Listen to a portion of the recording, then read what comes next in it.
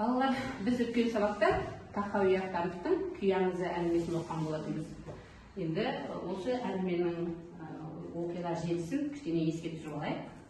Қалай басталды еді, шығарма не туралы, тақырыбы қандай еді? Ал аяғын айталы. Күй аңызы әңгімесіндегі басты тақырып ол өнер құдіреті, яғни шығармадағы естімес күйшінің ауыр тағдыры туралы сөз қозғалады. Ол өзінің мұңлы да зарлы күйі арқылы отасы өлген бозінгеннің тақырдай қатып қалған желінін жұмсартып тіршілікке мән береді. Жақсы. Әрі қарай қалай болып еді балалар? Әрі қарай. Жаңа айта ғой, жақсы. Жалпы бұл шығарма естемес күнінің шәкірті Оразымбектің екеуінің әңгімесімен саяхат тауынан басталады. Кейін олар Ипан тауының баурайында бір үйге жолығады. Ол үйде екі тұрғын болды, әкесі мен баласы, қызы. Және естемес күйші сол қыз балаға ғашық болады. Әкесі оларға кім менің нарымды берсе, соған қызымды беремін депті. Сол кезде естемес күйші күй арқылы нарды дөуге тырысады. Нар етілгеннен кейін қыз бала сонда да өзінің басқа адам таңдайтынын оған білдіреді. Жақсы балалар, көрдіңіздер ме? Естемес қанша тырысқанымен жас қыз өз таңдауын жасайды екен. Енді сол қыздың сөзі бар, кітапта оқығанда көрдіңіздер. Екі күйші өнерлеріңді бірдей салыңдар дейді. Осы сөздің астарында не айтадыңдар? Не айтады бұл жерде? Алла отыр. Жаңыл әкесі мен естемес арасындағы әңгімені естіді. Сондықтан Жаңыл жас адамды қалады. Өз адамы Оразбекте екенін айтқысы келді. Жақсы, дұрыс айтасыздар. Ендеше балалар, осы тақырып бойынша тапсырмалар орындайық. 3 топқа балалар. Бірінші, бүгінгі біздің сабағымызда осы шығармадағы кейіпкерлерге тура және жанама мінездеу береміз. Бірінші топ естемеске, екінші топ сіздер Оразымбекті қарайсыздар, кітаптарыңызды ашыңыздар, Жаңылды қарайсыздар. Кітаптарыңызды ашыңыздар. Ашып, сол кітаптан тура жанама мінездеуді табайық.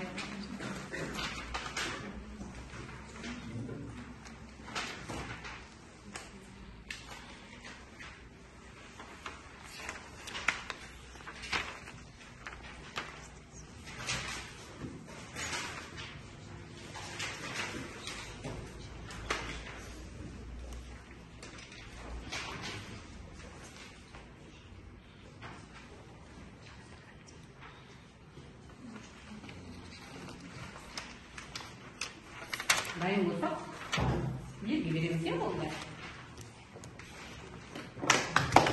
Жақсы, ал бірінші топ бастайық. Естемес. Естемес, жасы 50-ді алқымдаған, әдемі дөңгелек қара сақалды, биік дөңес мұрынды, кішілеу, өткір қоңыр көзі биік қабағының астында терең ұялған қағілез кісі.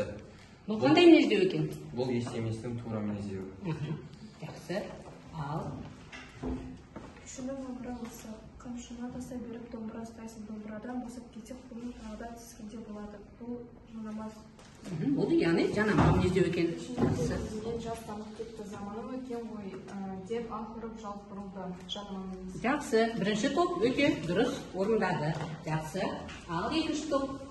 Бізге Оразымбек астында жалын үйден құлар десті, үстінде өнеріміздер ұстаған көп мақпал камзол талдырмаш, белін қызыл көтеріп белдеумен қыдай болған, басында төбесіне көк мақпалмен тыстаған құндыз бөрік. Бұл бізде тура мінездеу. Жақсы, ал аяғу.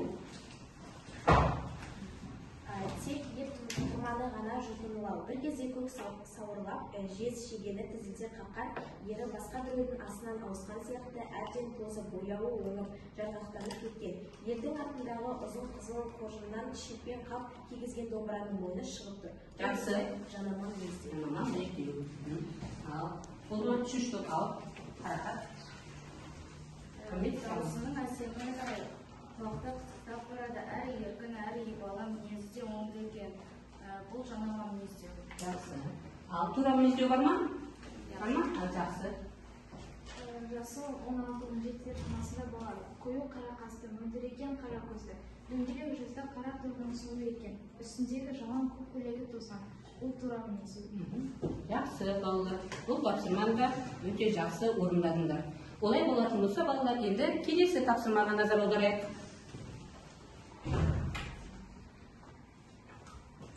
Келесі тапсырмада біз балалар автор жаңа кейіпкерлердің іс әрекеті арқылы баға береміз.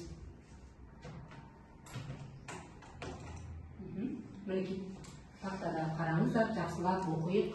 Кейіпкерлердің іс әрекеті арқылы баға беру керек. Жақсы, қарап оқыңыздар мұқият. Мінекей біріншісін некәні кім оқиды екен? Кез келгеннің оқи беріңдер. Ал оқи қой. Осы кезде жамбыл есіктен қарап, екі күйші өнерлерімді бірге салыңдар деді. Жақсы. Ақылды жігерлі қыз, өйткені ол өз бақытын табуда өжеттік танытып білді. Сонымен қатар кішіпейлі және ибалы жан. Дұрыс айтады балалар, жаңылдың сондай ибалы, қамқор, сондай түсінігі мол жан екендігін көруге болады екен. Жақсы. Екіншісін оқиық кәнекей. Алып ұстам оқиды. Ол орнынан тұрып қонақтарын сәлемін алып екі күшіні түрге отырғызды. Ол қарттың сөзі. Қарт қиындыққа, жоқшылыққа төзе білген адам. Үйіне қонақ келсе қарсы алып, жақсы қарсы алып, дастархан жайып, күте алатын қонақжай адам. Дұрыс. Енді қанша жерден жұпыны тұрса да, біздің қазақ халқы қонақжай халық. Жоқ болса да, барын қонағының алдына тосатынына көз жеткізуге болады, иә балалар? Жақсы. Келесі сөзге назар аударайық. Олжас, оқи ғой. Құлағың сақ, қолың жігітсің. Түбі кезіңді күйші сен боларсың, бірақ кейінді үлгі етсең де менің өмірімді үлгі етті. Бұл Есеместің Оразымбетке айтылған сөзі. Есемес өзінің жолын Оразымбетке беріп тұр. Яғни осы істен біз Есеместің қандай қамқор, елуден асқан қарт екенін білеміз. Дұрыс айтады, жасы елуден асқан қарт екен, түсінігі мол екендігін көруге болады Есеместің де балалар, иә? Жақсы. Келесі сөзге назар аударайық балалар. Кім оқиды екен? Тағы. Ал Темірхан, сен оқышы. Ол ұстаздың бетіне қарап, оның жанып көргендей болды. Кедей еткен Оразымбет ұстаздың қолынан ұстап, алып есеке ажағын деді дауыстап. Жақсы. Оразымбет өнер сүйеді. Еразымбеттің шәкірті. Ол үлкенді сыйлайтын, құрметтейтін адам, иә? Жақсы, отыра қой. Асықпаңдар балалар, әрі қарай. Мінекей. Енді бұл жерде балалар біз жаңағы кейіпкерлердің іс әрекеті арқылы сол кейіпкерлерге баға бердік. Қандай кейіпкерлердің бойындағы қасиетіне қарап, олардың іс әрекетіне қарап. Олай болатын болса, келесі тапсырмаға көшейік балалар. Келесі тапсырма. Міне, енді мына жерде балалар, шығармадан үзінді.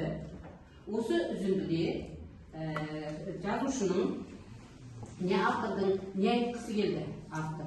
Міне, осыған анықтайық, соны білейік. Жақсылап, мұқият оқыңыздар, қараңыздар. Автордың не айтқысы келген екен, осы кейіпкерлердің іс-әрекеті арқылы, сөздері арқылы.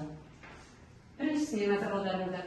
Көрмейсің бе, ботасы өлген ғой ананың, зары қандай ащы еді. Түйе деген жануар баласын адамнан артық жоқтайды дейді. Балалар, дәні осы жерде, ал айта ғой. Бұл Есеместің сөзі. Бұл жерде Есемес нардың ішкі сезімі туралы баяндалып тұр. Жануар өзінің бөлін тастамайтын туралы айтылған. Дұрыс айтады, жақсы, иә бұл жерде. Әрі қарай, неге қиналмаймын қарағым? Биылғы жұт елді тұтқарып кетті ғой. Арқалайтын да, асырайтын да, жалғыз нарымыз анау жатқан. Ауыл көшерде бошалап кетіп, ботасыз қайтты, суалып қалды. Қаңсытып, қандайды кептіріп отыр. Бұл балалар осы бір үзінді арқылы автор не айтқысы келді екен. Кәні ойланайық. Ал Досымжан. бұл Жамалдың әкесінің сөзі деп ойлаймын. Автор бұл отбасындағы ауыр жағдайды, жоқшылық жайлы айтқысы келіп отыр деп ойлаймын. Яғни адам баласы барлығына төзетіндігін көрсете отырып, қазақ даласының ауыр тағдыры жайлы айтқысы келіп отыр. Өте дұрыс айтады. Дұрыс, жақсы. Келесі, ақ сабазың шораудан суырып шығарды ау. Кімнің сөзі? Ал, Назеке. Жас кеш Оразымбектің сөзі. Бұл сөзі, яғни Оразымбек өзінің ұстазы естімесіне деген құрметін білдіргісі келді.